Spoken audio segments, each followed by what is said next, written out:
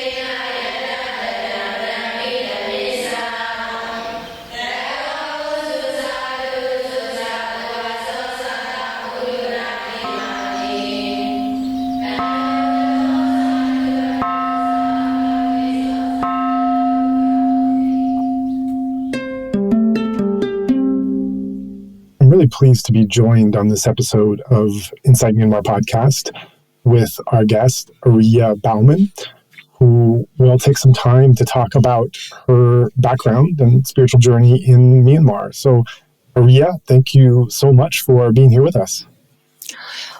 And thank you for giving me this opportunity to share something about my life and my practice. Right. And I think there are some listeners out there who know about your teaching and your practice, have maybe even gone to your retreats. But I think many, myself included, probably don't know exactly where you came from and how you ended up to be where you were leading those retreats and practicing in Myanmar. So can you take us back to where it all began, to your early years and your first inklings of your spiritual quest? All right, yes. I was born in Switzerland, in a town called Winterthur. I have two brothers, which are younger than me. Growing up in a loving family, my parents were very kind and they took us out into nature, going hiking in the mountains, skiing in wintertime. And I went to school. So my upbringing was Protestant. My mother was Catholic, my father Protestant, and I got the regular religious education at school and at the church. And it was in my teenage years that I started to have these questions about God and the world. And being taught, there is this God loving everybody.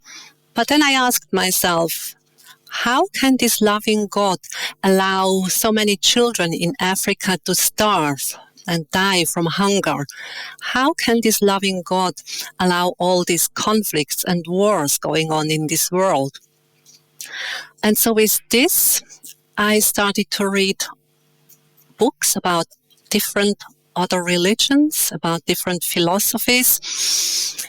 And what I also was thinking was that if such a thing like God or a higher power or absolute love really does exist, then it must be something that every person should be able to experience for themselves.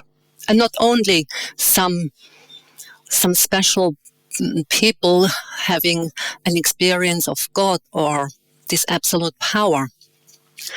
And so when reading these books, on different religions, philosophies, I came across Buddhist books, and there was presented a way or a practice. By doing it, one could experience and realize for oneself, what really exists, what is real. And so this made me interested, and with the guidance, instructions from the books, I started to practice meditation for myself. And I also came across a little booklet which had short texts from different religions, spiritual traditions. And one text was, the gist of it was like, when you sit, just sit. When you eat, just eat. When you go, just go. So basically, be present in each moment. Know what you're doing. And with that, I went to the mountains in Switzerland in a little hut. And for 1 week, I just tried to implement it. Just eating when I was eating. Just doing the dishes when I was doing the dishes. And so on. And it was only later that I realized that this was actually my first retreat. It was a self-retreat. And it was a very good experience, and that really confirmed that this was the way to go. So I read more books on Buddhism, Buddhist meditation, and later on, that was in the late 80s in Switzerland, and, Buddhist meditation was not really popular or available. But after I finished my studies, I was studying at the conservatory in Zurich to become a music and dance education teacher. I worked for a few years, but then I kind of thought, I need to see the world. I need to see what is going on out there. So I quit everything, and with my backpack, I started traveling. I started going west from Switzerland, meaning first Ireland, then the United States, from there to Tahiti, New Zealand, New Caledonia, Australia, and from there to Asia. And I had heard that in Thailand there was a monastery where Westerners could go and practice meditation.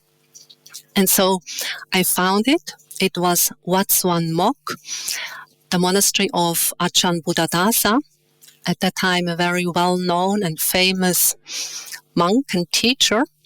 And so there I did my official first Buddhist meditation retreat, 10 days. And already after the first day, for me, this was like coming home. I had found a home. And when the 10 days were finished, I didn't want to leave. It was just like, well, this is the best thing you can do. But, then I left. But then in Asia, in Nepal, and in India, I did more retreats. These were in the Tibetan Buddhist tradition. And with each retreat, it was more like, yes, this is a path that I want to follow, that I want to deepen. And after 2 years of traveling, I had no more money, so I went back to Switzerland. I worked for a couple of years, got more money, and then set out traveling again. And in these 2 years, I was meditating. I had found a meditation group in Zurich. But, my hunger for more meditation was very big. So I went to Asia again, did some more retreats in the Tibetan Buddhist tradition. I did also some trekking in the Indian Himalayas. And I met an Australian man. I fell in love. And so later on, I went to Australia to be with him. And he was working, during the week. I was at his home, and I was practicing meditation, basically all day long.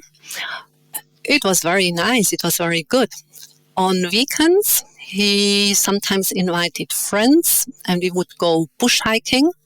And one of these friends saw the tanka that I had bought in Dharamsala. And he knew what the tanka was. So he asked, are you meditating? Are you Buddhist? I said, yes. And so I asked him, well, do you know if there is a retreat going on soon here in Australia? And he said, as a matter of fact, yes. In about 10 days, a Burmese meditation teacher is coming to teach a retreat. And he gave me the name of the managers. So I called and they said, yes, there is a space free. And so I went to that retreat. And by that time, I was not really fixed on any particular Buddhist tradition or any particular form of meditation. And so I thought, okay, Burmese meditation teacher, let's see what he teaches. And this Burmese meditation teacher was Sayadaw Janaka. He spoke good English, and he taught in the Mahasi method. And I found it very strange to have the instructions to slow down all the actions and movements in the day-to-day activities, which is a particular instruction in the Mahasi tradition. But, I was not aware of that at that time yet, because I had done so many different retreats in different traditions. In Thailand, in the Tibetan tradition, I had also done a Zen retreat. And in no retreat did I get these instructions of slowing down. So I found, well, this is maybe for beginners, but I am no beginner. I know how to meditate. And we had a private individual interview each day with Sayadaw Janaka, and we had to report about our experiences in sitting meditation, in walking meditation, and in mindfulness in the daily activities. So, of course, I had not much to report about my mindfulness in the daily activities. And each day he would say, well, try to slow down more in your day-to-day activities. I said, with hands in Anjali, yes, Sayadaw. But I left the room and thought, no, that's not for me. That's for the beginners. And another particular thing was the fact when Sayadaw Janaka gave a Dhamma talk, he talked very, very slowly, like this. And then he was also repeating things that he had said. For me, it was like having said something in green and then the same thing in yellow and the third time in red. So I remember I was sitting there in these Dhamma talks and thinking, come on, speak a bit faster. Because he just talked for 1 hour. And I thought if he was talking faster, he could say more. Because what he was saying was good. And then when he was repeating, going over the same thing again, I was, oh, no, I have, I have understood, go on, not necessary. And so this happened 3-4 days. And then the next day, when I came to my interview with him, before I could even open my mouth, he just looked at me into my eyes and he asked, do you know why I talk so slowly? Can you imagine in that moment? I mean, all my jaw almost dropped. And I figured, how can he know my thoughts? I had made no comment to him. And that was the moment I realized, well, maybe this little fat man knows a bit more than I think he knows. And, then I had to give my report. And as usual, at the end, he said, please try to slow down more and more in your daily activities. And again, I said, yes, Sayadaw, with hands in Anjali. But I left the room, and immediately, right there, I started to slow down. Walking around slowly, stretching my hands slowly, taking the cup very mindfully, slowly. And because, I thought, well, this is, only for beginners. But in that moment, I thought, well, at least I should try to see for myself. If it's beneficial, all the better. If it's not beneficial, if it's not helpful, well, at least I can say I have tried it out myself. And so, then within 24 hours, it was unbelievable how beneficial that was. My meditation deepened, very quickly. My concentration became much deeper. The mind became clearer. Mindfulness became so sharp and accurate. I could barely believe it that this was possible by the simple fact of slowing down and being more present, more mindful. And then, in the days that follows during that retreat, Sayadaw, of course, realized, how my practice took off. And at the end of the retreat, he said, well, would you like to come to my center in Burma and meditate for a bit longer? And I was in a meditative high, and I said, yes, Sayadaw, I'll be coming. And so he gave me a sponsorship letter to apply for a meditation visa. That was back in 1992. It took 6 months to get that meditation visa. But then in September 92, I arrived in Burma. And I had heard that in Burma, it is possible to ordain on a temporary basis. As I've said, I was a music and dance education teacher. So music, dancing, that was my life. And somehow I knew that as a Buddhist nun or monk, you have to follow rules, precepts, which is also not singing, not dancing, not listening to music or entertainment. And so that's why I never, ever considered to become a nun. I could not imagine myself, how to be happy in my life without dancing, without music, without playing the piano. But when I had decided I would go to Burma and knowing that, one has to follow the 8 precepts and singing and dancing was not possible, I thought, oh yes, for 3 months, which I had decided I would do in Burma, for 3 months, I could put it aside and not sing, not dance. And so knowing that, I could take up ropes for these 3 months, I thought, why not? To give myself fully to this practice, to make also kind of an outer change, manifesting my full commitment to this practice for these 3 months. And so with that, I ordained. Of course, Sayadaw Janaka was very happy that I took up this ordination. And so there I was, practicing. And the 3 months went by so quickly. And it was so interesting, the practice, the meditation.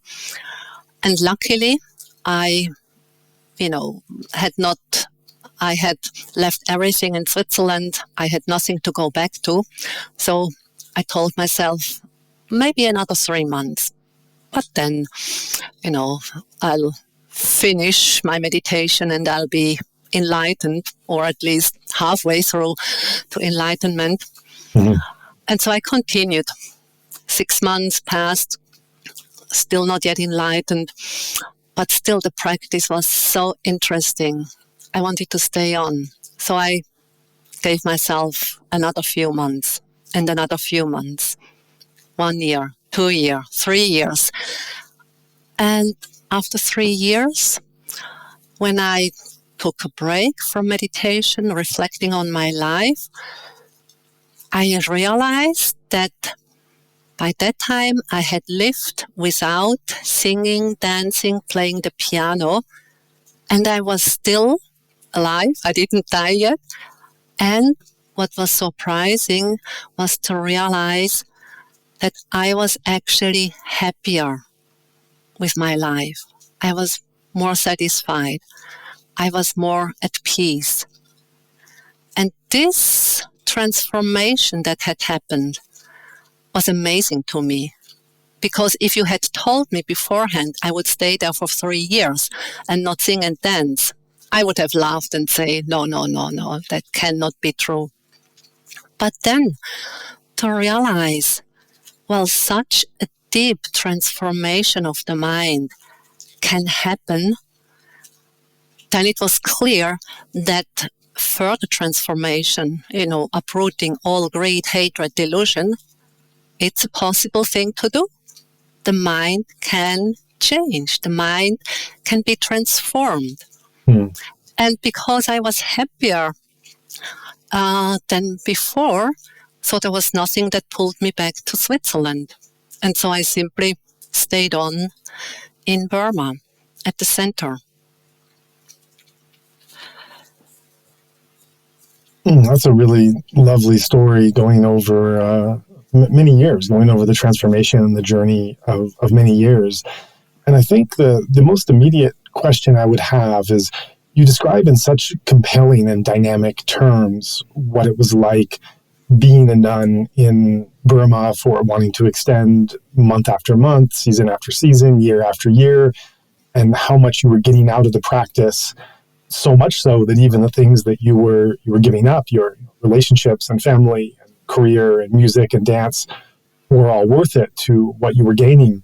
I think for those listeners out there who maybe haven't had so much experience with meditation or have understood what comes in a long retreat, I think there could be some curiosity or some questions. What, as far as you can describe, as far as words can carry you, which I know are an imperfect vehicle, but as far as words can carry you, how would you describe to listeners out there who haven't had that intensive meditation practice and experience, when you talk about how fulfilling it was, how interesting it was?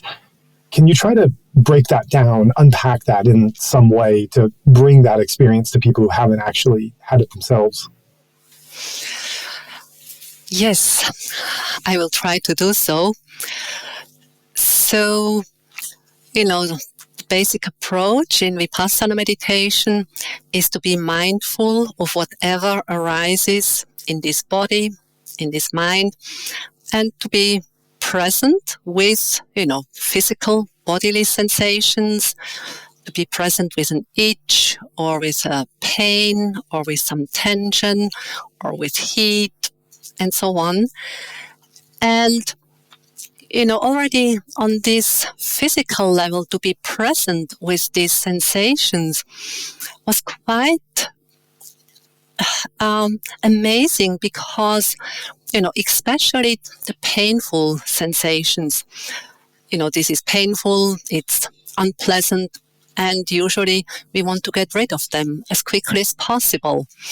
We change posture, we do this and that, we put on warm clothes when it's too cold, we take off clothes when it's getting hot, and so on. Or, when it's itchy, then we scratch to get relief from the itch. But, in meditation, you try to be with that unpleasant, uncomfortable sensation and to watch it, first it's maybe the arm is itching, the concept of the arm. But then as I was just being with that itchy sensation, it was not this solid block of itchiness, but it fell into little kind of pieces of itchy, tiny little sensations. And then with deeper concentration, it was like each of these little tiny itchy sensation was actually arising and passing away, replaced by the next one, arising and passing away.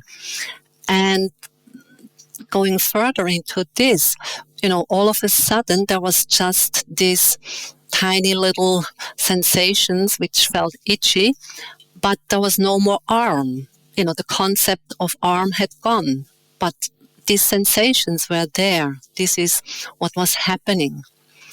So I mean, having grown up with this body and, having used it for moving around and also dancing and so on. So this gave a completely new view on the body, on this physicality.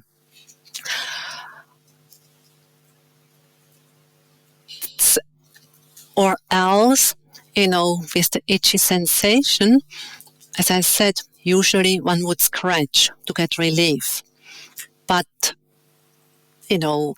one can stay with the itchy sensation, observe it, see it become more intense, and then, getting less intense, and then actually observe it, how it goes away, how it dissolves, how it is not there anymore, completely gone. And, this is happening without itching. Without scratching at all. So to see how these sensations come and go, arise and pass away. So on this physical level, to realize that this seemingly so solid body is not solid at all. It's just this flux of tiny little sensations arising and passing away in quick successions. Maybe people understand, it's like pixels, tiny little things that are in a constant process. And because this is happening so fast, it seems so solid, so firm. But this is only on the surface. And so with the meditation, mindfulness and concentration and, looking carefully, this is like a microscope or becoming like an electronic microscope to see more and more deeply into the true nature of this body, of physical processes. On the level of the mind, also so many interesting discoveries, experiences, to see thoughts coming and going, emotions, arising, getting intense, changing into something else. And by simply being present and observing them, also seeing them how they dissolve and then are completely gone. So also to see that this thing called mind is also something very fluid, in constant process, and to see there is no solid core. There is not this thing called mind. It's not a substantial entity that is located somewhere, but it's this process, that happens because of sensory impressions. What I see, what I hear, then this causes thoughts and mental images and emotions to arise.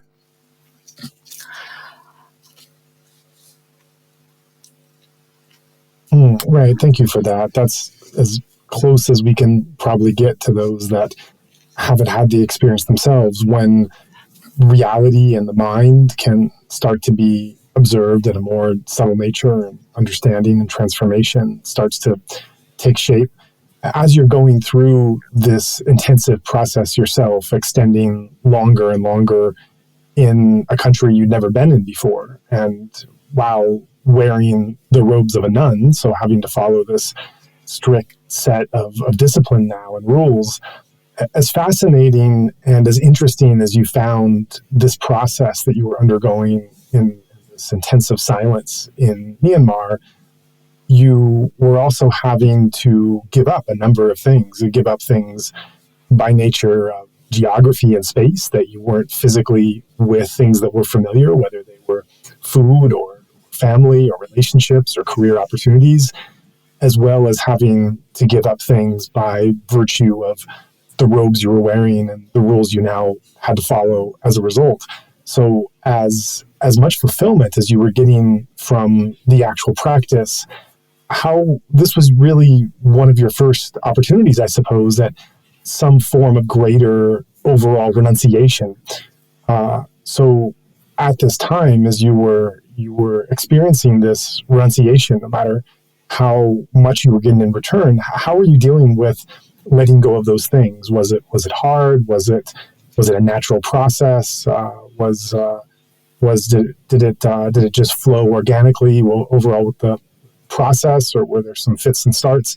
What was it like having to, as months went into years, to work at renouncing some of these things, that these familiar human activities that you had grown up with as you were now engaged in this practice?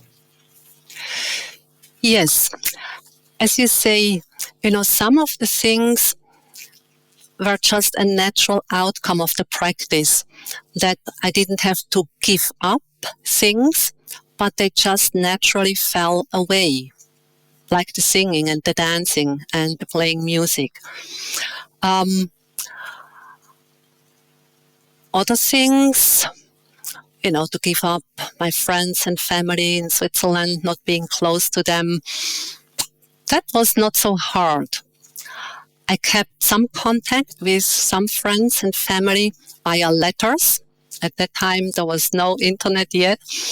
So writing real letters, which took about 2 weeks to get to Switzerland, or from Switzerland to Burma.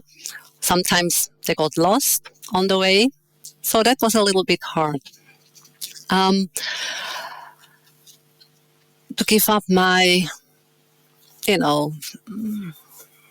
the food that I was used to from Switzerland, that was also not so difficult, because the food we got at the center in Burma was actually very nice. The only thing that was a bit that I had to get used to was that it was rice for every lunch. Every meal, every lunch was just rice and vegetables. We could choose vegetarian food or non-vegetarian food. And it was interesting that most of the foreign meditators at the center, they were vegetarian, and most of the Burmese meditators, they were non-vegetarian. So the Burmese kitchen is not really like a vegetarian kitchen, not like in India. But, we got good vegetarian food.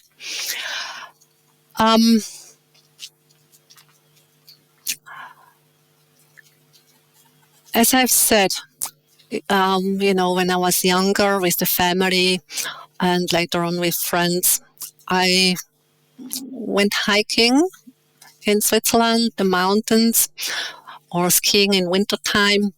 So these outdoor things I missed. In Burma, I could not even leave the center without asking for permission to go outside. So that was a bit strange, as a emancipated Western woman, to ask for permission to go out. That was a bit special. But, I just put up with that, not being able to go for hikes, to go outside into nature. It was only later on, after 10 years in Burma, when I started teaching, going, either to Europe or to Australia to teach retreats, then I would take the opportunity to go hiking a bit with my friends. And that was a very nice change or opportunity to do so, which I really appreciated. And as the years went by, whenever I went to the West to teach retreats, I would also always take some time for hiking, to go out in nature, which for me was just another form of meditating or being mindful. And, hiking, walking, and, hiking in the mountains, going uphill, breathing, and being aware of your breath as you panting, up. So, for me, that was always just kind of to do applied walking meditation out in nature. And I thought, well, it is. It's also good for your health. That was something I was very lucky in all my years in Burma. I didn't get sick many times. Other people, Westerners in Burma, they had much more problem, digestive problems or other problems. But my health was quite robust. I stayed quite healthy throughout all these years in Burma. But I think, after the first 10 years, when I took the opportunity to engage in some physical exercise when I was in the West, that also helped to keep my health strong. One aspect where I really had to let go was my lay clothes or having to put on the robes. And in Burma, the nuns, they wear pink. The blouse, the upper robes are pink, and the longi or sarong, orange. And these two colors, pink and orange, first of all, I thought they do not really match. They do not go well together. And these are the two only colors I was never wearing in my life as a lay person. So I had to wear these colors I really didn't like. But, that was a very good thing to notice how much I had identified with my clothes, of who I was, with my clothes, the style of clothes, the colors of the clothes I was wearing. And so to let go of this aspect of identification, that was a very, very good lesson. To let go of my hair, to shave my head, that was less dramatic. That was less kind of giving up. Actually, quite soon, I started to enjoy to shave my head every week. It was very practical. You don't have to worry about your hair, and you don't have to wash it, and then it comes out of form, whatever. So that aspect, I thought, oh, that's really helpful. That's easy to do. So as you see, most of the things kind of naturally happened. It was a natural process of just shedding things that were no longer really important in my life. and a few things, that I had to let go of and just adjust to it. Right. This was such a big transformation in your life, this move to Burma and what it became. And so I think it's worth looking at from these different perspectives and memories. And we've been talking a bit about you as the subject and about your inside your mind and your practice and your habits. I want to broaden the focus and look at the context in which you were in, your interaction with Burmese people, with Burmese Buddhist culture, with a Burmese Buddhist monastery and teacher that you were interacting with. I know that since this fateful trip, you've had 3+ decades of deep meditative and Buddhist interaction with all aspects of society and the monkhood and everything else. So it might be difficult to remember those initial impressions. Just had so many memories that have felt since. But as far as is possible, I wonder if you can recall any scenes or imagery or feelings or encounters or anecdotes that from that initial time when you were there, when you were entering what was at that time more of a foreign culture and trying to understand it and to be influenced by it and to develop friendships and relationships. And as your practice was blossoming, what do you remember now when you look back and think about those first few months or even years of your experience living in Myanmar, interacting with Burmese society? What struck me kind of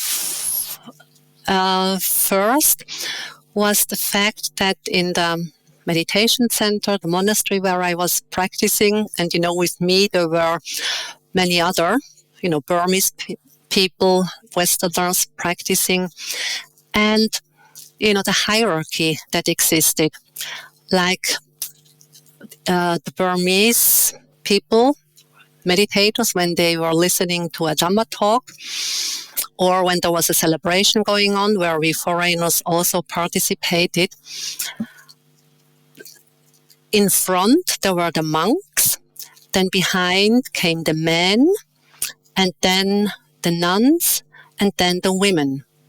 And so when I saw that, my mind went rebellious and thinking, how come that even laymen sit in front of the nuns? This is not fair. This is not just. I mean, how come? How can they do that? And this was something that bugged me quite a bit. And in my meditations, I thought, this needs to be changed, I mean, nuns behind the men, putting the men higher than nuns, And I thought, what to do, how to do. And, when I took little breaks of my intensive meditation, I went to the kitchen to help prepare the food or dessert. And so I started to pick up Burmese. That's how I started the Burmese language. And with that, I got a little bit more insight into Burmese society, Burmese culture. And later on,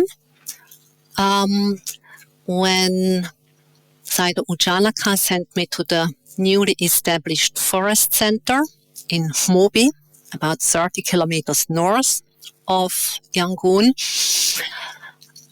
he sent me there to be the translator for foreign meditators because the Sayadaw there, the teacher, did not speak English. And in the meantime, I had made contact with a Burmese woman. She was also a meditator at the center. Her name is Mimi. And she had also invited me to her home, to her family. And so with that, I got more insight into Burmese culture, society. And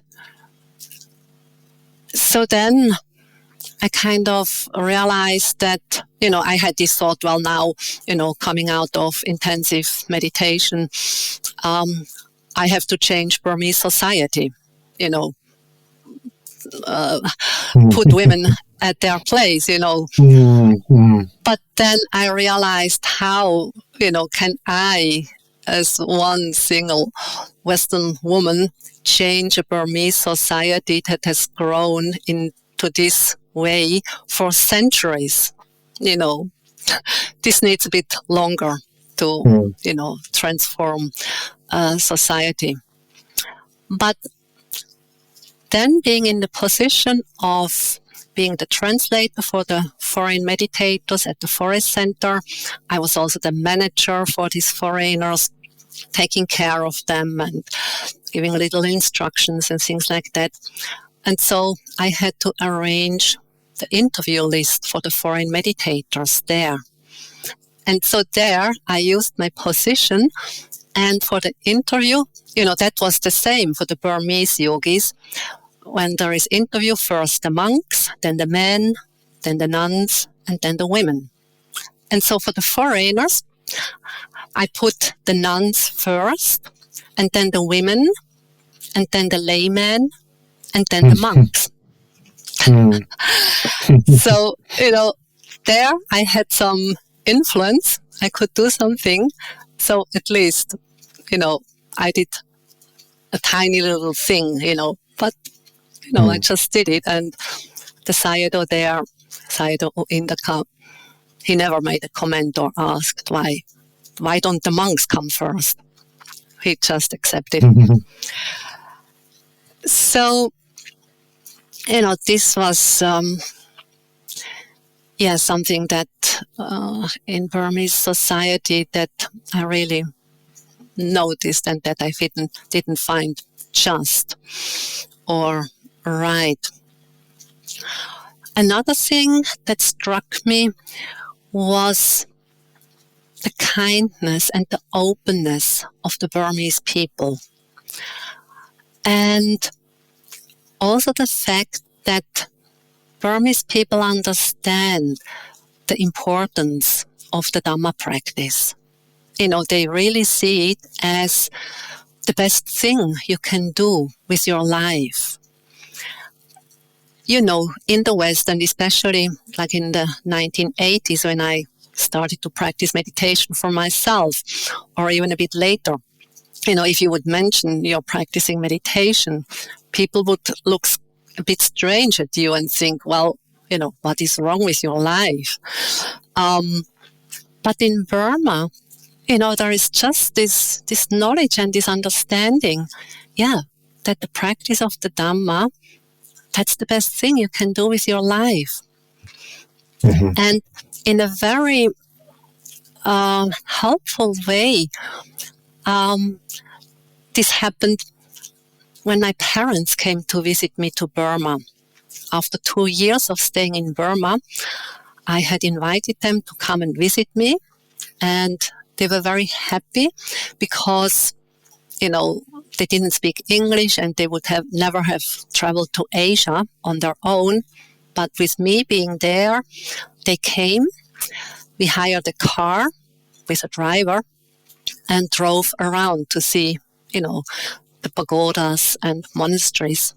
And me being a nun, and, I'm quite tall, taller than most of Burmese people, having fair skin.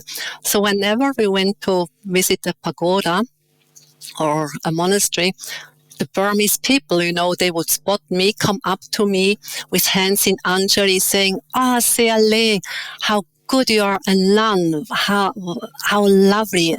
Where do you stay? And then I told them, yes, Sayadaw Janaka, we know him, or we have also practiced before, or, this is really the best thing you can do with your life.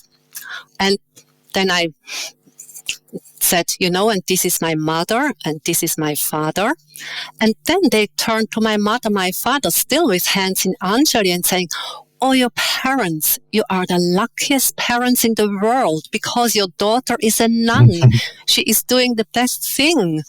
And, my parents, they were quite kind of accepting and open to what I was doing.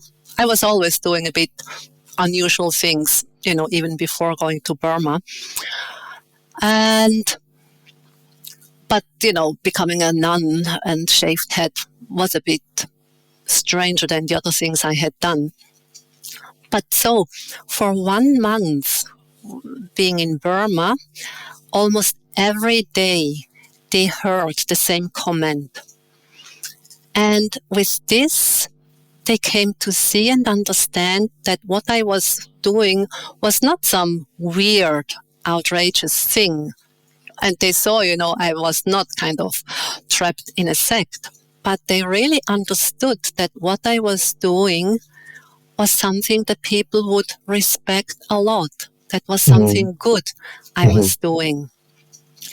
And so this really helped my parents, to see and more deeply understand that I was doing something very good with my life. And actually, later on, when I started teaching in Switzerland, when I arrived in Switzerland, and a friend of mine, or I told my mother, at the newly opened meditation center in Beatenberg, I would teach a weekend. So when I got to Switzerland and I would stay with my parents to get over the jet lag, then my mother said, and you know what? I and Dad, we have registered for your retreat. And, wow. That was the most beautiful thing that could have happened. I never kind of urged them to practice meditation or whatever, but it was their decision to come and attend this retreat.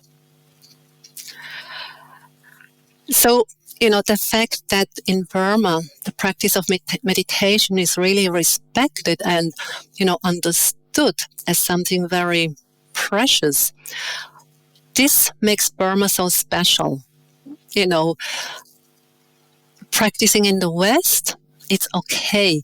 But to practice in that field, the Burmese Dhamma, where there is so much understanding about the value of it, makes it so special to practice in Burma, I find. And many people who have come to Burma have felt the same.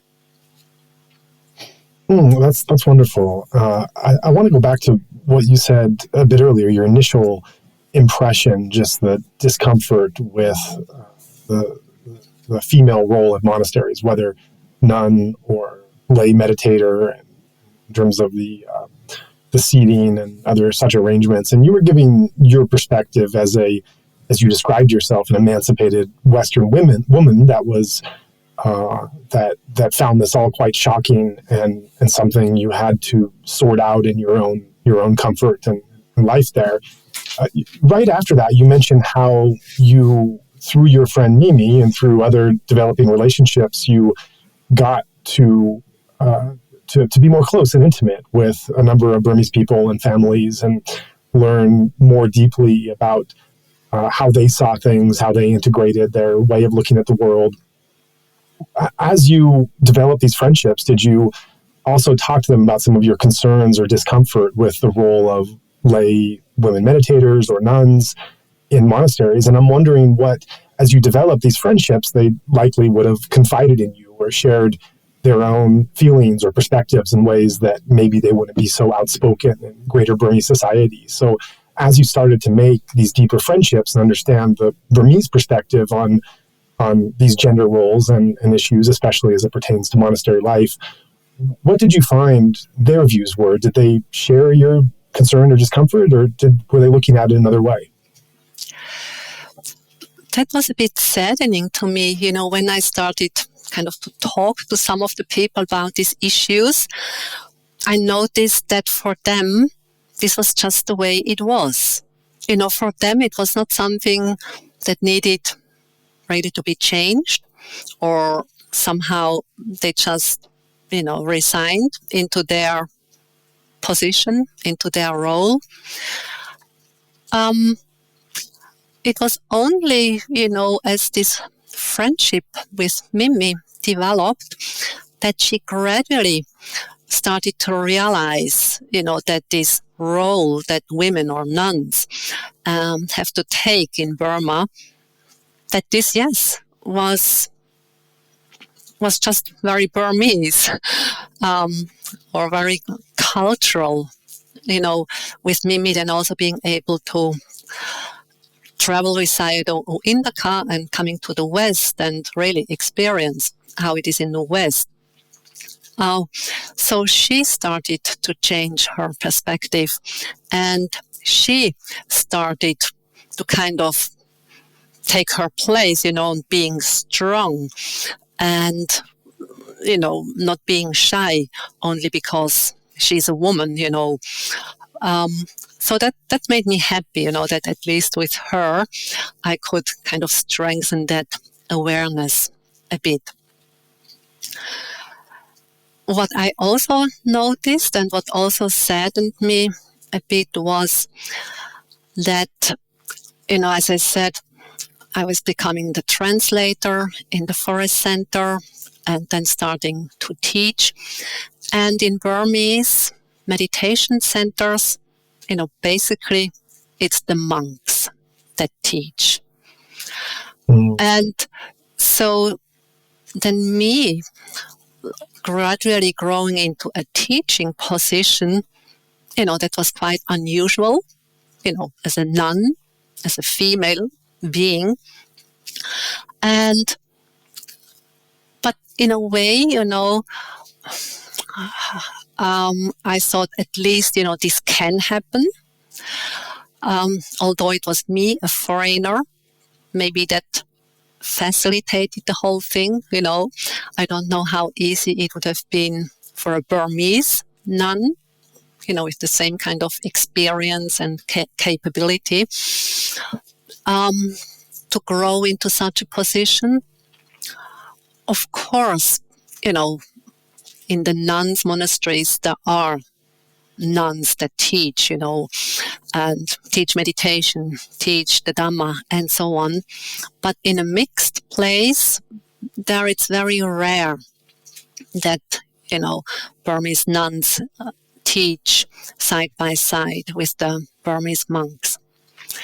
But, Sayadaw in the to whose center then I moved in 2006, he is a quite open man. And the fact that, since 2015, we teach a special metta meditation retreat in Burma, and it's Sayadaw Indaka, my American friend, nun, Aya Viranyani, and myself as a laywoman. So, that Sayadaw allows the two of us, women, nun, to teach along with him is quite unusual. Maybe Sayadaw Ulakana, Chasva Sayadaw, has done the same thing with Carol Wilson or Michelle MacDonald teaching together with him. So, it's possible, but still I would say the exception. So I would like to see more nuns, especially, Burmese nuns or even laywomen, to be in the position of being teachers, especially meditation teachers.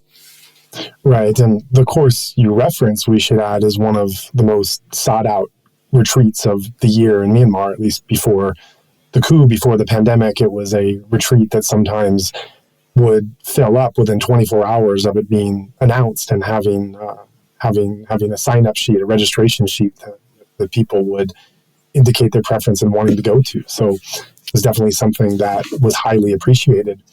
I also want to come back to when you were there in the early 90s, and we're talking about the role of women, of lay female meditators, of nuns, of meditation teachers within that more conservative Burmese Buddhist society, and how you were reacting and responding. Of course, this feature of Burmese society at the time is but one of many unfortunate features of a period where you were living for decades, and this was not a free country. This was not a free society. This was a place where within the monastery walls, you were practicing trying to reach a spiritual liberation. And outside the monastery walls, there was very little mundane liberation, if you will, to speak of. There was very little political freedom or human rights at that time that existed, while within this was the highest spiritual aim.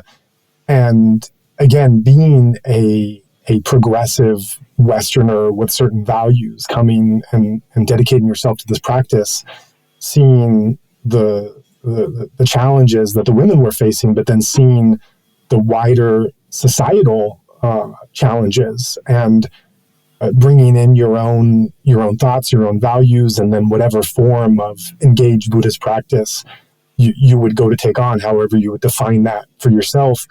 In those early years before the transition of the 2010s, what challenges did you have? What care did you have to take? What was the balancing act required to try to stay there for the Dhamma, to try to learn and teach spiritual teachings, and yet acknowledging and aware of these far greater societal problems that these teachings were, so to speak, housed in? This was another aspect that really made my heart sad, because, coming from Switzerland, a free country, democratic country, so coming to Burma under military dictatorship, the first 3 years, I spent most of the time, intensive meditation practice with little breaks in between. But then, being in charge of foreign meditators,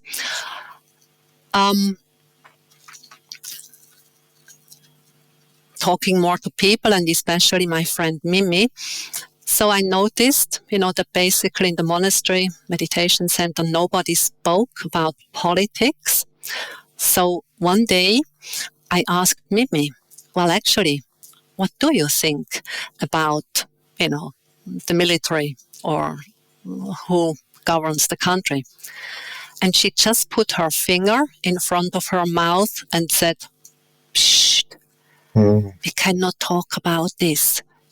Even in the monasteries, meditation centers, there are spies. So we have to be very careful. Yeah. And that was it.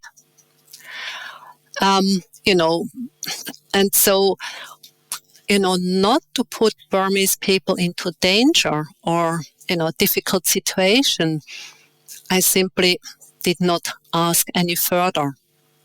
I didn't want to put them into danger. But one amusing episode was in the forest center in Mobi. At one time, an American woman came to the center, and she said that she wanted to practice meditation for 5 days. And she had said that she was a journalist, and that she had kind of the permission from the Burmese government, the military, to travel around in Burma.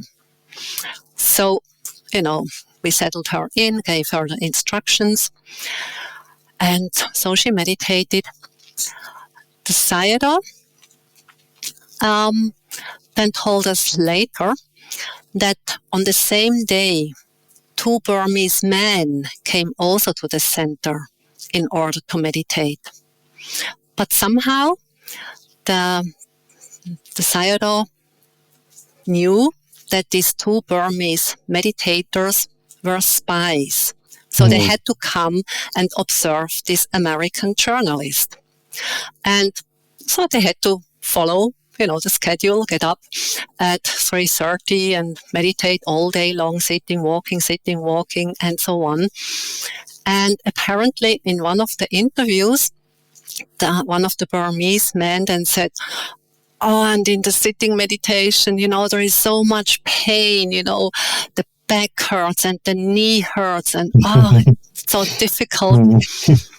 And apparently the Sayadaw, he just made a comment, something like, oh, well, it's easier to observe others than to observe what is going on in your body and mind.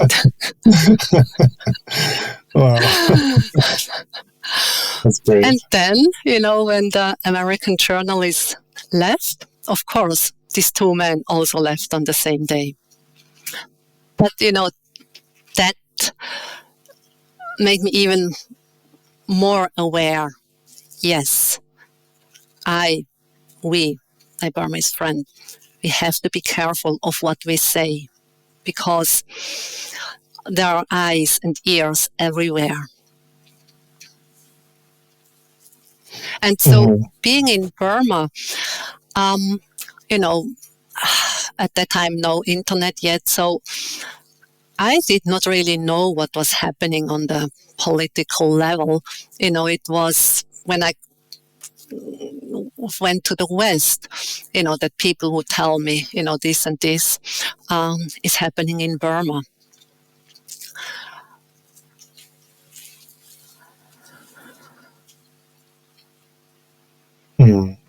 Right, I see. I want to jump ahead a little for a moment. I do want to go back and look at the spiritual journey that you described starting. Just want to telegraph for the audience the two different planes we're trying to work with. They do cross over, and yet they have their own paths and trajectories. We have your own spiritual journey and experience growing from being a lay meditator to a nun to a teacher. And yet this is also happening simultaneous as the political reality and the nature of society and government is changing over the course of years and decades while you're living there. And while we're on this topic, I want to jump ahead to the transition period. And as you had spent so long, almost 20 years, or perhaps about 20 years exactly, in the country before the transition happened, you really had a front row seat to what it was like trying to practice Dhamma, to teach Dhamma, to be on a spiritual path, as so much in society was unsafe and unstable. And then in the 2010s, we saw an opening, a partial democracy, an attempt, a fits and starts of trying to create greater democracy and stability that hadn't been there before. I'm just wondering, from your perspective, as you were around during that time, how did, and I know that your perspective is not one of political or society or worldly life, but certainly the life of the world does bleed over beyond the walls, into the walls, and into the monasteries and nunneries and meditation centers. And so as you continued with your practice and your teaching, and yet society around started to change, did that impact what you were able to do within the monastery and the courses? Did that change in society result in any change within the monastery walls as well, from your perspective and experience? This opening, this change that happened politically in Burma or Myanmar did bring more, how should I say, the Burmese people that came to the monastery, to the meditation center, either, to practice meditation, or donors offering a meal, making other offerings to the center. That changed quite a bit, whereas before people were dressed very traditionally. The men in longi and shirt, the women in their longis and their angis, their blouses, just that. But then with the opening, young people started to come for a meal dana in jeans and kind of Western style clothes, even dresses, and the hair changed.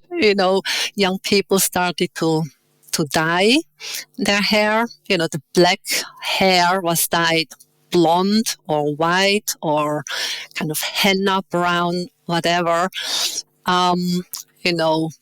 Handbags wear kind of Western style handbags, sunglasses, Western style sunglasses.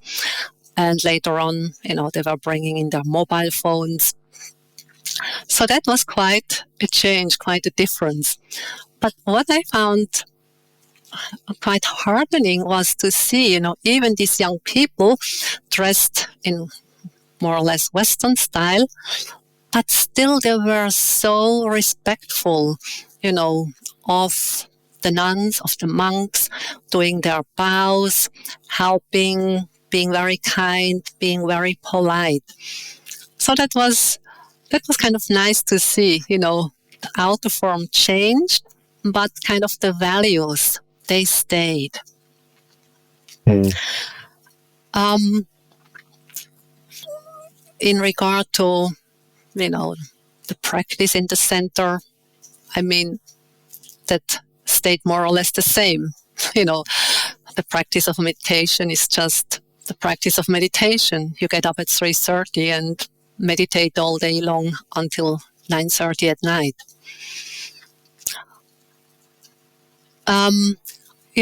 Like with the opening up of the country, also getting more Western material things. So, there was some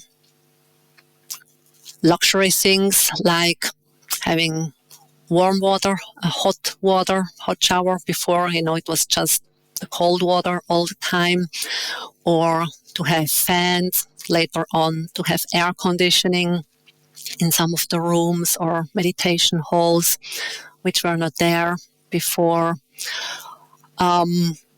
More kind of Western-like food was available in Burma, and so donors who could afford it, they would bring buns or kind of hamburger like things, or Western kind of cakes.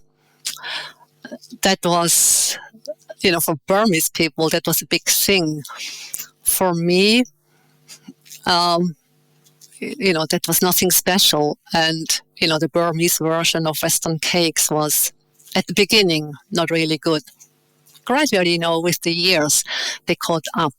And, they did quite a good job in regard to kind of Western food available in Burma. But, I like Asian food and the Burmese food. So I was happy with that. Right. I know for me during that time, as I lived there, I was surprised by how much the opening of society had a kind of proportional opening in the Dhamma world as well. Personally speaking, being able to take pilgrimages with groups of Westerners, 20, 25 meditators going to a remote monastery to pay respects and meditate, that could happen. That didn't arouse suspicion. One was doing what one said was doing, going to meditate and to learn about monastic practice in a remote place, and there was no suspicion otherwise during that time. During those years, I spent several of those years writing and researching a kind of meditator's guide to helping practitioners come and knowing where to go and what the different traditions were. And just simply being able to undertake that research is something that I never would have attempted before, because research of any kind is going to be suspicious that research is going to pour into another secret underlying thing that one is trying to report on, whether that's true or not. So just the opportunity to freely be able to go to places and ask questions and learn about the different traditions and histories of places, and then tell foreign meditators and practitioners about this so they could also appreciate and visit and pay respects to those places. That was something that for me never could have happened. The process of researching and publishing and bringing pilgrimages to certain sites, it just simply couldn't have happened before. And then also just being the experience of being able to go to more remote places and not be suspected as something, to go to those remote places truly as a practitioner or monastic, that those for me and some of my other meditator friends at the time, those opportunities opened up.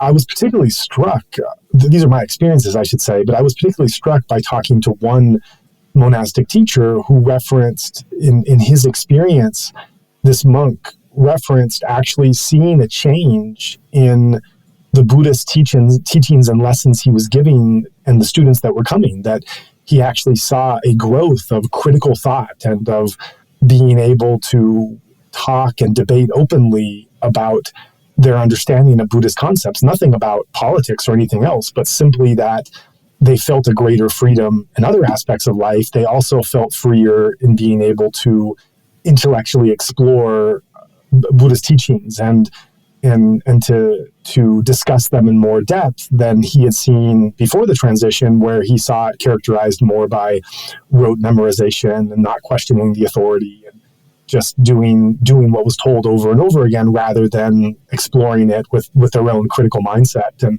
so just the opening in society outside the walls, he saw within the walls, people were carrying that similar kind of mind of investigation. So I was, and also now that I'm thinking about it, more examples are coming to mind. I recall a Burmese Buddhist podcast guest I had on here who explained that before the transition, when many monasteries were not well taken care of, they were not well maintained, they didn't get adequate food or maintenance or anything, but it was impossible to be able to ask for donations or explain what the donations were for, because it would be seen as shameful that a Burmese Buddhist society led by these dictators, these military dictators, that there were so many monasteries that were in these needy states. And so rather than try to fix the problem or create a more equitable society or even try to raise donations, the problem was simply solved by not talking about it and pretending it wasn't there. And he relayed how after the transition, there were so many monasteries in his region that he saw that were now able to get more donations, simply because they were able to be honest with describing what the needs and the problems were that just simply couldn't be talked about before, because it would be shameful for those that were supposed leaders. So I really was amazed in my experience, and then in talking to others, how much during this period the so-called spiritual realm was affected by the changes that were taking place politically as well. Yes, what you say, that, especially the younger people, they start to be more critical and they start to think more for themselves, because, the education system in Burma for hundreds of years was just learning by rote, whether it's learning the Dhamma or whether it's learning at school. I noticed that with my Burmese friend Mimi, she had studied university and she had learned English, but when she met me, she was basically almost not able to talk in English, because all she had memorized was words and standard sentences. And if my sentence was some slightly different, that didn't work. So she didn't know what to answer. And so, yes, as you say, with the opening and with, people having more opportunity for information, with the internet and knowing what is happening outside of Burma, out in the world. And yes, this has definitely brought a change.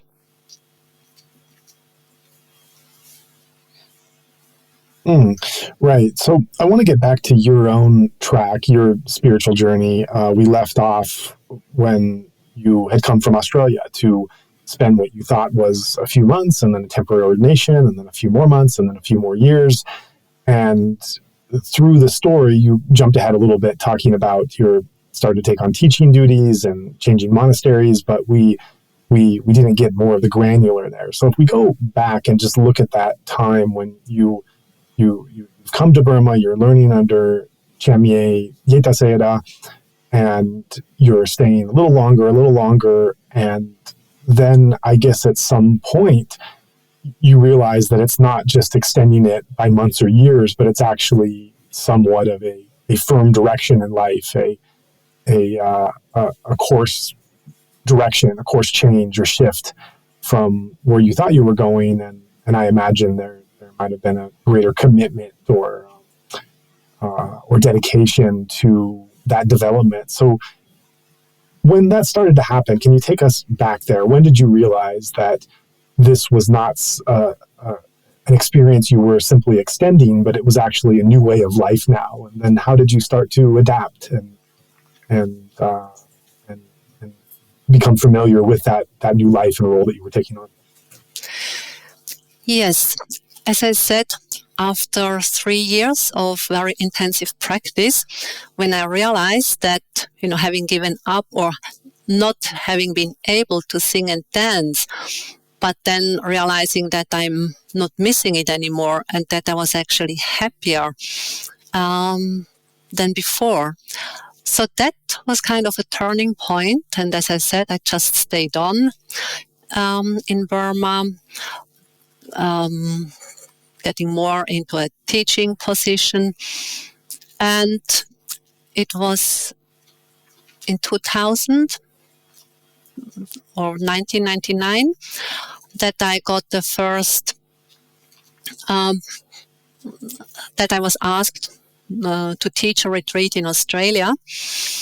And, I was never kind of hoping or thinking I want to make a career with teaching meditation. But then this invitation came, and I thought to myself, well, if they think, they want me to come and teach, why not? And so I had to go via Sayadaw or Janaka, Chamye Sayadaw. I told him, and kind of, I didn't know how to put it.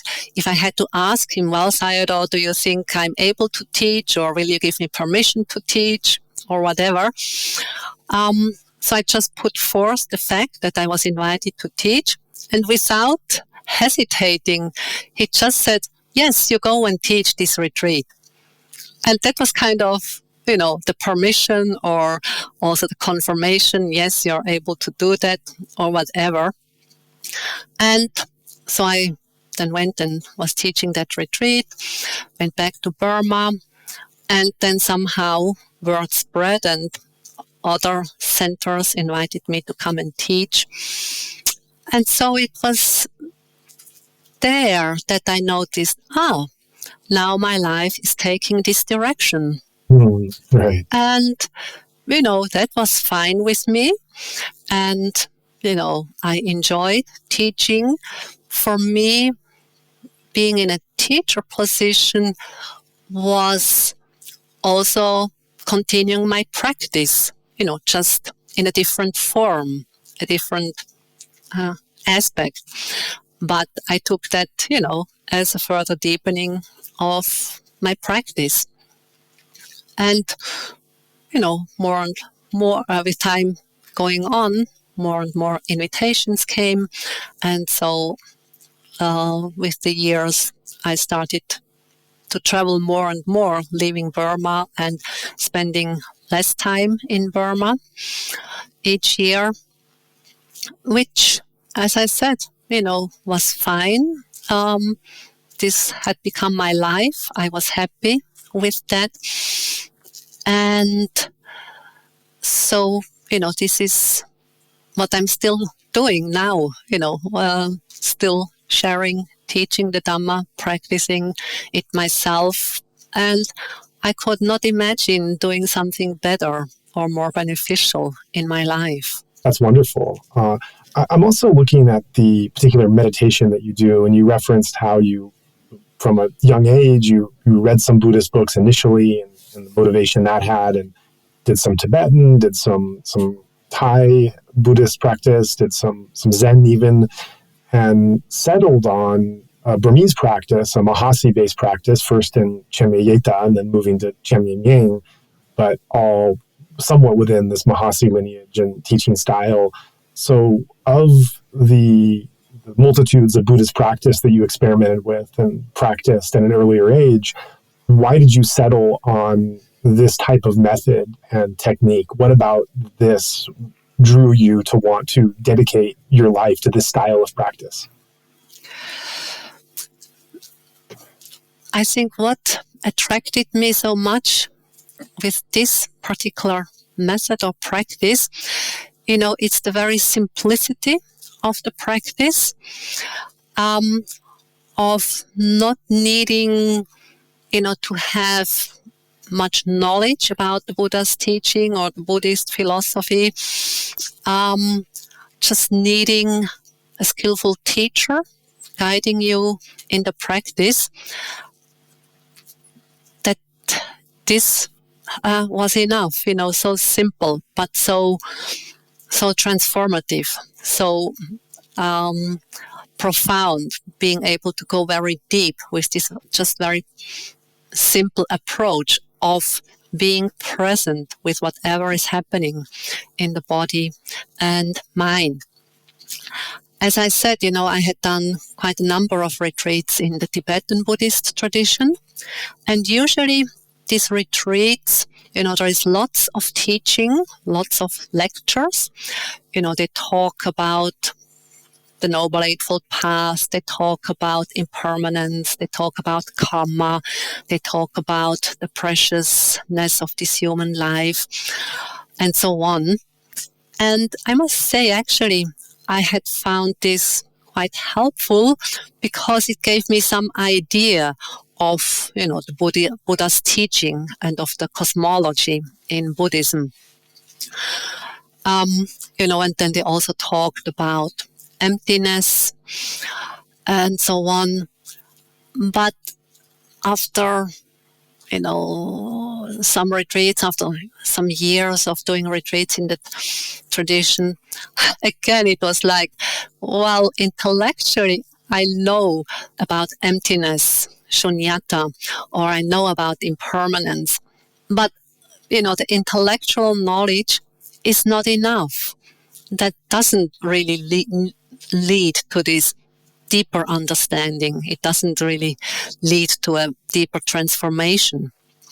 And so it was around that time, that I was thinking, well, what else would there be in terms of meditation practice, that would enable me to make these experiences of, you call it emptiness or not self, and so on, myself.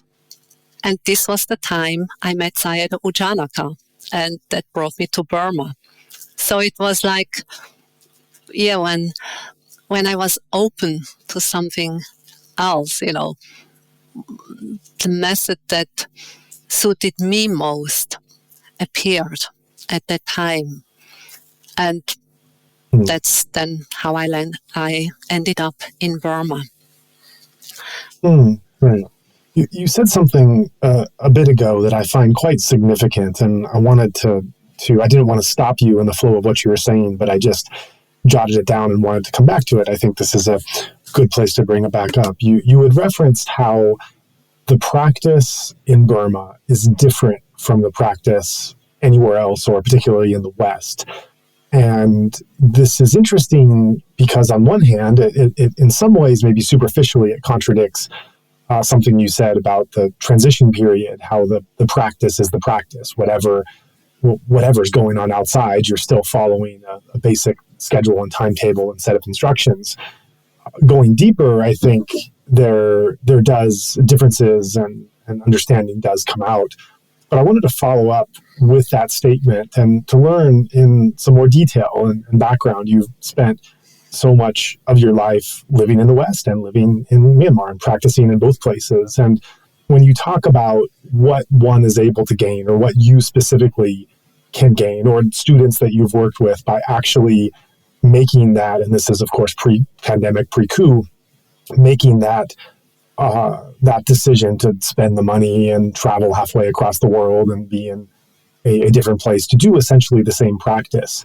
But yet there's something in that environment where the deeper understanding or practice of it become more profound. And why do you think that is? What about practicing and living in Myanmar has given you more, and you've seen students gain more than doing that same practice in a Western or another country? Yes, this is something, you could say there is something in the air that is different in Burma than it is, in a Western country when you practice. As I had already pointed out, it's this general understanding that the practice of the Dhamma is the most valuable thing you can do with your life, that's most beneficial. And, to see the people who come, for example, to offer a food dana in the center, they bring their whole family, their family clan, their friends, they stand at the entrance of the dining hall, and with hands in anjali, they, watch the meditators going to the dining hall.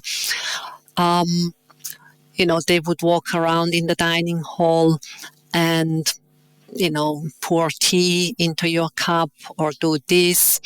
Or when they see that the bowl, with veggies is almost empty, they come and refill it. These little things that kind of just are signs of their respect for what you're doing. You as a meditator, even as a lay meditator in Burma, Burmese people show you so much respect and admiration for doing this. And especially the Westerners, people know and understand, that the Westerners come from far away, spend lots of money for traveling there. And then, they have to put up with the heat and the mosquitoes and the food they are not used to and the cold water and so on. But still, the Westerners come and do the practice. And so they say, in terms of material things, in Burma, we cannot offer you, the foreigners, much. But we can offer you these facilities that you can practice the Dhamma.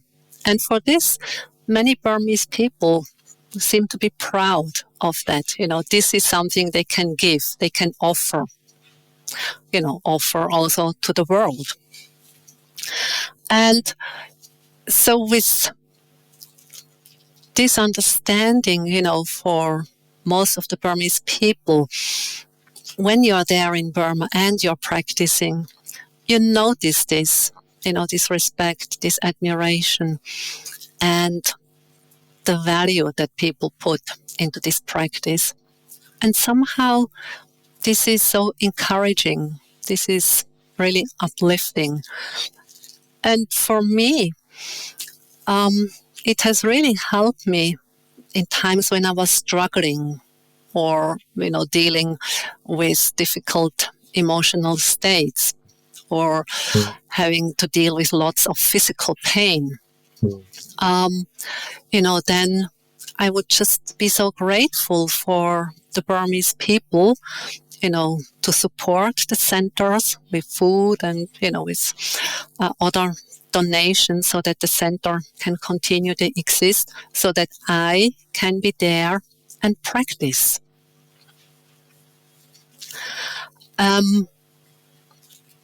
So, as I said, other people, other Westerners who have come to practice, somehow they have made the same experience. They also feel that support and, the value that people place in the practice of the Dhamma.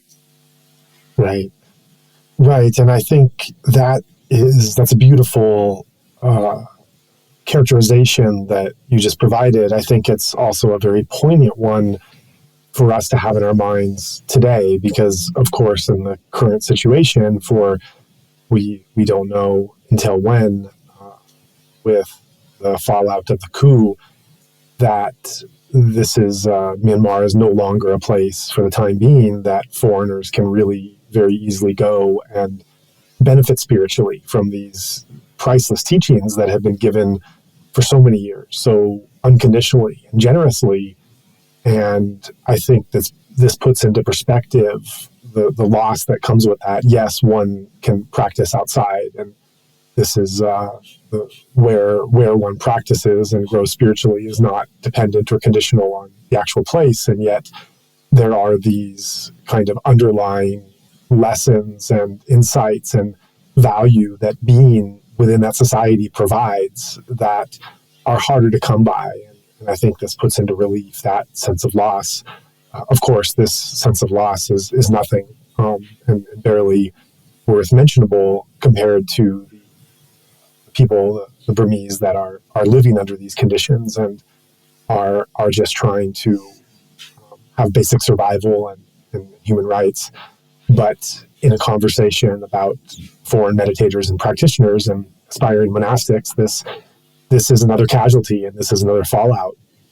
And in looking at the present day and where we're at, I wonder what your thoughts are about the current possibility, or how you would define engaged Buddhism, engaged practice.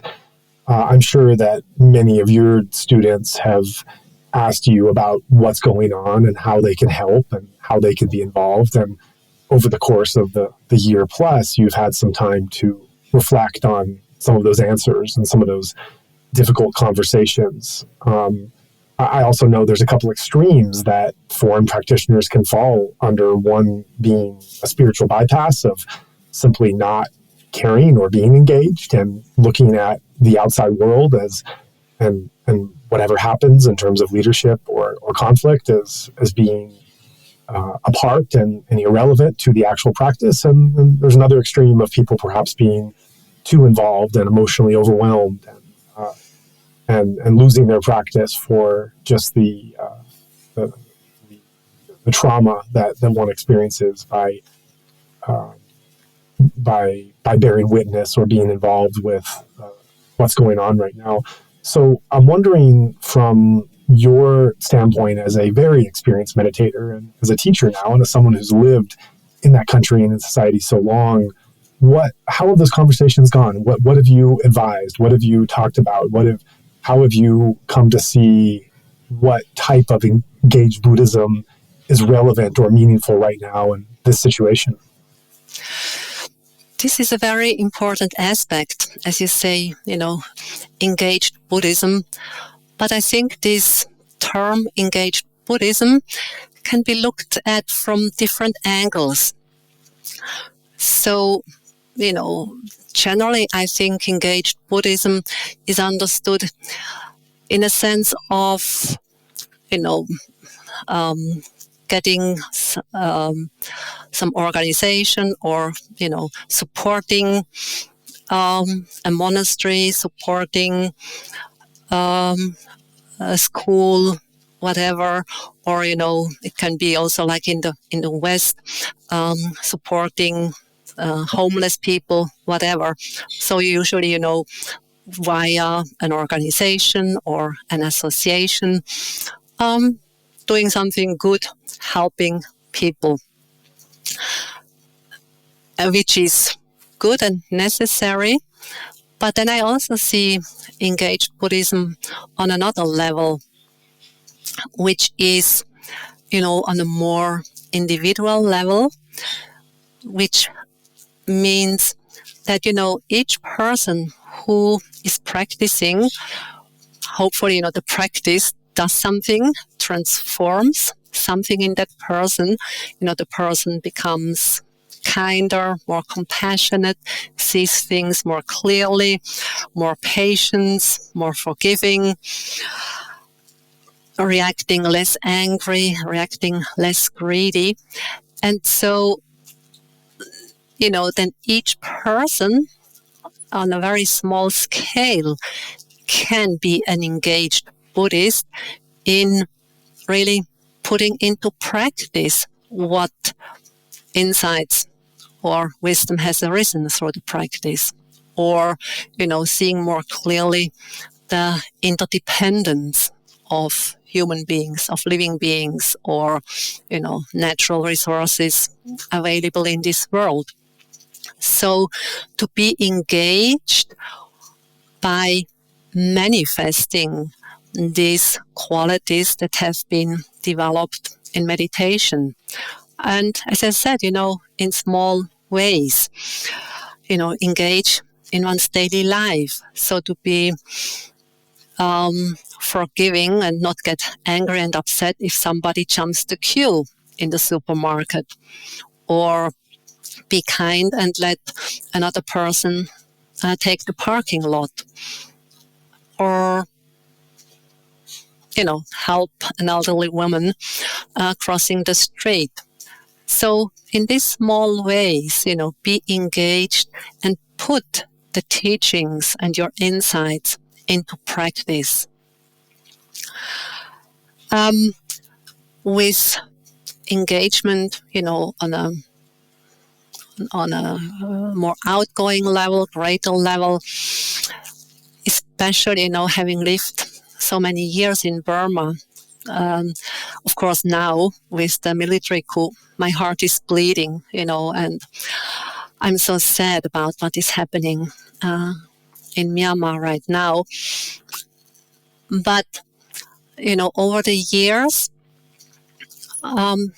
we have been able to help and support various people, many nuns, but also lay people in Burma that we know. And this came about, through the practice in Burma, having, received so much from the Burmese people, all their support, and, they support the meditation center so that we foreigners can practice there. So naturally, there arose in me and in others the wish to give something back to the Burmese people. And this manifested in a first kind of bigger way when Cyclone Nargis swept over Myanmar in 2008, killing so many people, devastating villages, and creating so much suffering. And the Burmese government, basically doing nothing. And at that time, I got contacted by so many people, how can we help? And do you know an organization that is reliable, that helps the people in Burma? And, that was difficult. But anyhow, I was able, to collect money. I was actually teaching a 3-month retreat in Australia. And after the 3 months, end of June, I got so much money. And at that time, it was difficult to send to Burma. So I spontaneously booked a flight and went to Burma to bring all the money. And with the help of the Sayadaw and the monks, we distributed it, helped people rebuild their houses, and the nuns supporting them with food and so on, and medical help and so on. And so this was basically the beginning of our little project that we call Metta in Action. So, to put metta, the good heart, into action and to help where help is needed. And so with the years, we have established, connections to many nunneries that we support and set up the medical clinic and so on. And so in this way, we are engaged in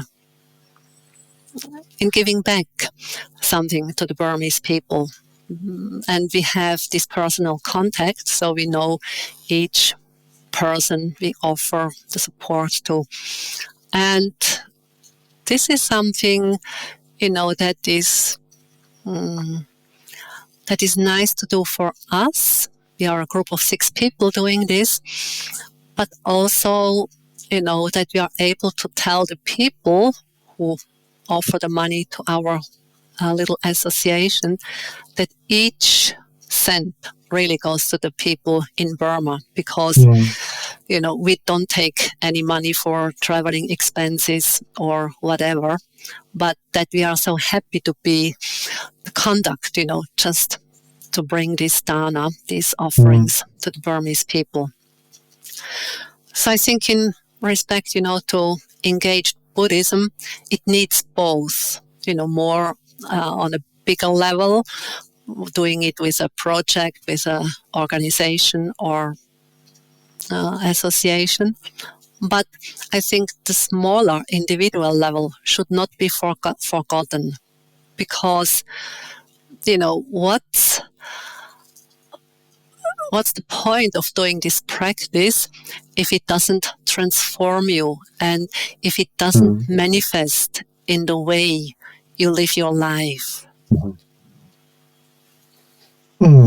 So you've had it's been nearly 30 years now to the day, I guess. If you went there in 1992, that's quite a lot of experience you've had in learning and reflecting and growing in Burmese society, Burmese Buddhist culture and monasteries. And you've shared during this interview many of the ways that you've been influenced and grown by that interaction and influence and experience. Looking at it cumulatively, reflecting on those 3 decades, and now you're, of course, not in Myanmar, and yet you carry it very much in your heart, I'm sure, and in your practice. Reflecting on those 30 years and on how that's transformed you, what you've learned, how it's influenced you, not just the teachings, but the actual cultural part, the people, the interactions, the experience of being there, which can't be replicated. How would you characterize what that cumulative experience has taught you? Looking back at those 30 years in totality, what have you taken away as some of the primary values and orientation towards life that you can firmly say, this came from my experience in Myanmar. This is something Myanmar gave me that I carry with me every day to this day going forward? One thing is the openness, the friendliness of the people that really has had a big influence on me. The way of being open and friendly and helpful and to give and to share. I mean, the generosity of Burmese people is just, so big. When I started to realize how generous Burmese people are, I felt very ashamed. Coming from a rich country like Switzerland, although I was not growing up in a rich family, but seeing how, many people who really are much poorer than I was, have still such a big heart and share the little rice that they have. I was ashamed, as I said, and I really made an effort to become more generous. And actually, just being there in this society, which is so generous, it wasn't so difficult to get the generous bug, and become more generous True. myself. And another thing that really had a deep impact on me was how much they have a sense of family and a family that is caring for each other. And especially, children taking care of their parents. Because, in Burma, they have basically no old folks home or nursing homes. There are a few, but not many. But here, like in Switzerland, there are so many nursing homes, old folks home. And, this is kind of the natural thing when people get old and, cannot care for themselves anymore. They go into a old folks home and there they get the necessary care. It's very unlikely that children take care of their parents. But, of course, this all has also to do with Western lifestyle. You have to work, you have to get money so that you can pay your flat and your car and your holidays and so on. But seeing, the respect that Burmese people have for their parents or, for elderly people in general, again, this had a deep impact on me. And I started to question this Western model of putting old people into an old folk home. And it was, during that time that it dawned on me, or, it became clear on me that when my parents would get old and, needed help, being frail or getting sick, that I wanted to be there for my parents and take care of them. And, this was firm. This was kind of my attitude. And then it actually happened that first my mother got sick. She got cancer and died within 7 months. So I was in Switzerland at that time because I had my own health challenge with a leg that needed to be amputated. And so, I was able to be there for my mother. And at the same time, my father was getting Alzheimer dementia. And so when my mother died, it was clear that somebody needed to be with my father to take care of him. And so I decided to take care of my father, to live with him in the house and just be there for him. And so I did that for 6 months of the year. And for the other 6 months, we hired somebody to stay with my dad. And one of my brothers was a lot of the time there too. So, I would teach some retreats. I would not give up completely teaching retreats. And so for 5 years, I took care of my dad, who became more frail and, Alzheimer got stronger, and until he finally died 2.5 years ago. I think, or, if I hadn't been in Burma and seen, the respect and care that people have for elderly people, for parents, I don't know if I would have cared for my parents in this way.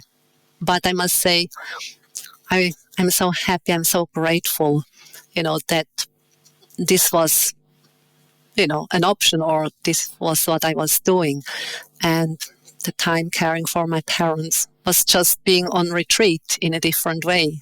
Again, it deepened my practice.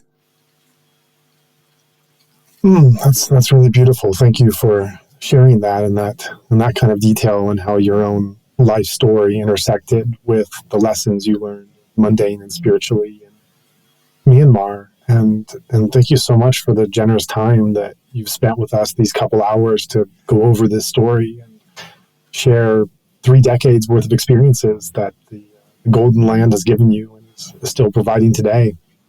As just a last question to reflect on, and thinking about your time in Myanmar, that we like to ask meditators and people who've been there for spiritual practice, what is your favorite place to meditate in Burma? Which place holds the dearest memories? If you could be transported there for an hour or a day, which place in the country would you like to go to have a meditation sitting now? That's a good question, and actually not such an easy one.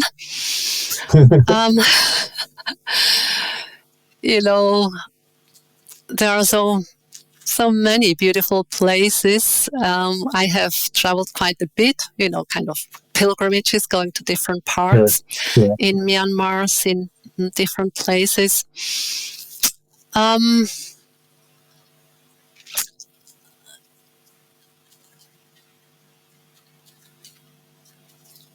Usually meditation centers, they are in the cities, Yangon or Mandalay, or places, like Sakaing or the forest center in Mobi. And with all these meditation centers, they are not really quiet, peaceful places. Or, well, peaceful, but not really quiet. There is the noise from the loudspeakers, from the worldly music that they play on loudspeakers, or when they recite Buddhist texts, Abhidhamma, Patana, and so on. And so, my yearning had always been to be in Burma, but in a place where there is not so much noise around. And finally, when Sayadaw U Indaka established a center in Upper Burma near Pionluen, that was really in the countryside. It was far enough away from villages that, it's quite a quiet place. It's, in the hilly area overlooking the hills. So this is actually quite a favorite place of mine. It's conducive for meditation there. The climate is nice. It's not so hot as down in Mandalay or Yangon. Of course, there are nice places more, in the wild. But, there are no monasteries nor centers there in these more remote places. Or, there are monasteries or centers, but as foreigner, you are not allowed to be there. Mm-hmm. So that's another dilemma, as a foreigner. Mm-hmm. You cannot just go anywhere and settle anywhere where you like. But, the government kind of is watching you where you are. Sure. Yeah, well, I hope that you and others will be able to reach that place again before long, but at least it's you have the practice wherever you are, and thank you for sharing that practice. Thank you for the time that you took today to share your story.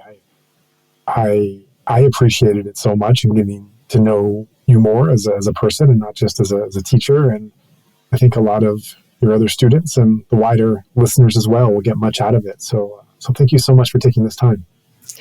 And thank you for giving this opportunity to share about my life, my practice, about Myanmar, the Myanmar people. And so I hope this is for the benefit and well-being of all of us living beings. And may there be peace in the world.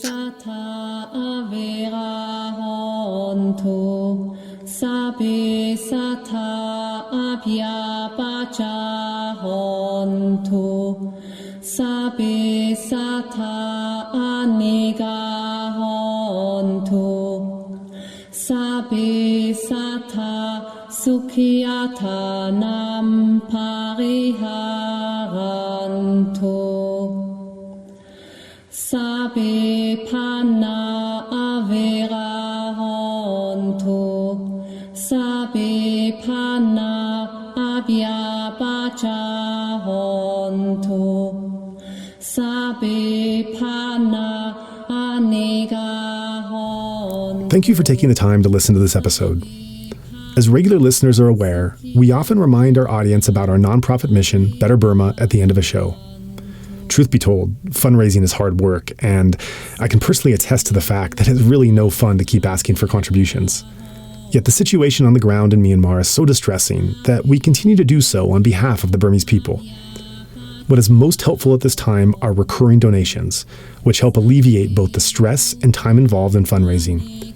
If you're able to pledge a certain amount per month, our team can plan around having at least a consistent minimum amount to work with every month. If you would like to join in our mission to support those in Myanmar who are being impacted by the military coup, we welcome your contribution in any form, currency, or transfer method. Your donation will go to support a wide range of humanitarian missions, aiding those local communities who need it most. Donations are directed to such causes as the Civil Disobedience Movement, CDM, families of deceased victims, internally displaced person, IDP camps, food for impoverished communities, military defection campaigns, undercover journalists, monasteries and nunneries, education initiatives, the purchasing of protective equipment and medical supplies, COVID relief, and much more. We also make sure that our donation fund supports a diverse range of religious and ethnic groups across the country. We invite you to visit our website to learn more about past projects as well as upcoming needs. You can give a general donation or earmark your contribution for a specific activity or project you would like to support, perhaps even something you heard about in this very episode. All of this humanitarian aid work is carried out by our nonprofit mission, Better Burma. Any donation you give on our Insight Myanmar website is directed towards this fund.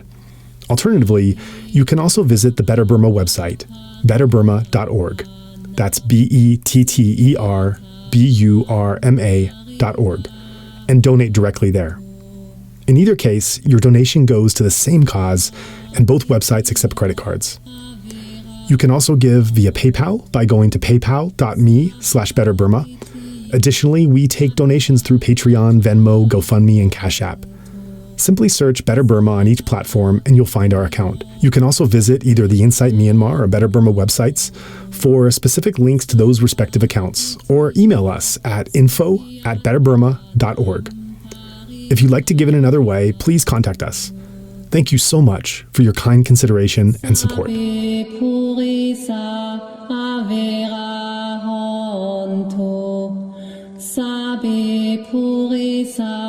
Abhya pacha hontu, sabe purisa anega hontu, sabe purisa sukhiyatanam pari.